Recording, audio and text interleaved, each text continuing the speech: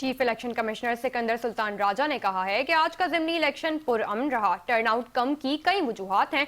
वफाकी दारुल हुकूमत में इलेक्शन कमीशन में मीडिया से गुफ्तगू करते हुए सिकंदर सुल्तान राजा का कहना था कि पंजाब और खैबर पख्तूनख्वा की हुकूमतों का शुक्रगुजार हूँ। उन्होंने कहा कि आज का ज़िमनी इंतखाब बहुत ही पुरअमन रहा। ज़िमनी इंतखाबात में हमेशा टर्नआउट कम रहता है। कम टर्नआउट की बहुत सी वजूहात होती हैं। चीफ इलेक्शन कमिश्नर का कहना था कि इस इंतखाब में नंबर गेम की तब्दीली नहीं हुई थी, जिसकी वजह से अवाम की दिलचस्पी कम रही। सिकंदर सुल्तान राजा का कहना था कि DROs ने कुछ रिपोर्ट्स भेजी हैं, कुछ शिकायत का कमीशन ने खुद नोटिस लिया।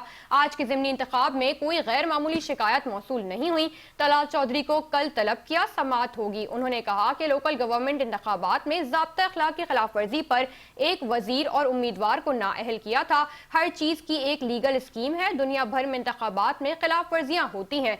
चीफ इलेक्शन कमिश्नर का मजीद कहना था कि कमीशन वक्तन फोक्तन अपनी तजावीज हुकूमत को भेजता रहता है। कमीशन के पास ट्रिब्यूनल को हिदायत देने का कोई इख्तियार नहीं।